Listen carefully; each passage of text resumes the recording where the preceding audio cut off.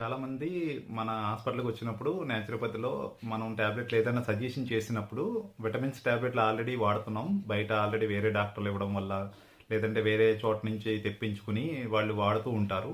కానీ అందులో విటమిన్స్ అన్నది ఎంతవరకు అందుతున్నాయని వాళ్ళు చెక్ చేసుకోరు. అంటే దాంట్లో వచ్చేసరికి మల్టీవిటమిన్ టాబ్లెట్ అనేసరికి మొత్తం అన్ని రకాల విటమిన్స్ అందులో ఇవ్వడం జరుగుతుంది. దానివల్ల వాళ్ళ బాడీకి ఎంతైతే డెన్సిటీ ఉందో, అంటే ఎంతైతే తగ్గుతుందో అంతా ఫుల్ఫిల్ అవ్వడానికి చాలా టైం పడుతుంది. అంటే అది 6 మంత్స్ పట్టొచ్చు, 1 ఇయర్ పట్టొచ్చు, లేకపోతే ఇంకా లాంగ్ ప్రాసెస్లో అవి ఫిలప్ అవుతాయి. అంతేగాని వెంటనే వాళ్ళకు ఉన్న ప్రాబ్లం అన్నది రెక్టిఫై అవుతావు. అలాంటప్పుడు మన దగ్గరికి వచ్చినప్పుడు న్యాచురోపతిలో మనం ఎంతైతే వాళ్ళకి డోస్ కావాలో, అంటే యూనిట్స్ పరంగా చూసుకుంటే ఒక డి విటమిన్ ఒక 1000 యూనిట్స్ కావాలన్నప్పుడు వాళ్ళు బయట నుంచి తీసుకునేది 100 200 తీసుకుంటారు. అంటే మిగతా 700 800 అన్నది వాళ్ళకి ఫిలప్ కావదు.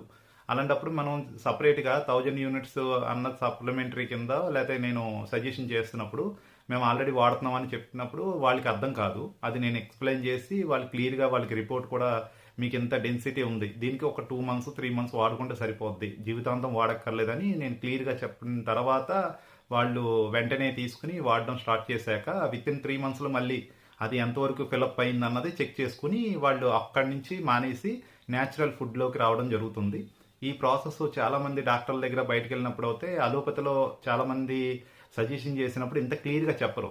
ఆ చెప్పలేనప్పుడు వాళ్ళు ఇచ్చి వాడేయడం వల్ల కొంతమందికి ఎక్కువైనా ప్రాబ్లం ఉంటాయి, తక్కువైనా ప్రాబ్లమే. అందుకని ఇది క్లియర్గా ఎవరైతే మీకు ఎక్స్ప్లెయిన్ చేసి చెప్తారో అది డాక్టర్ పర్యవేక్షణలో వాళ్ళ దగ్గరికి వెళ్ళి చెకప్ చేసుకుని క్లియర్గా అర్థమయ్యేలాక అప్పుడు మీరు వాడండి. అప్పుడు మీకు దానికి తగ్గ రిజల్ట్ కూడా మీరు హ్యాపీగా ఎంజాయ్ చేయొచ్చు.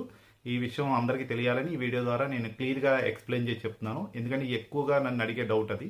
అందుకని మీ అందరికీ అర్థమయ్యేలాగా క్లియర్గా చెప్తున్నాను. Thank you so much.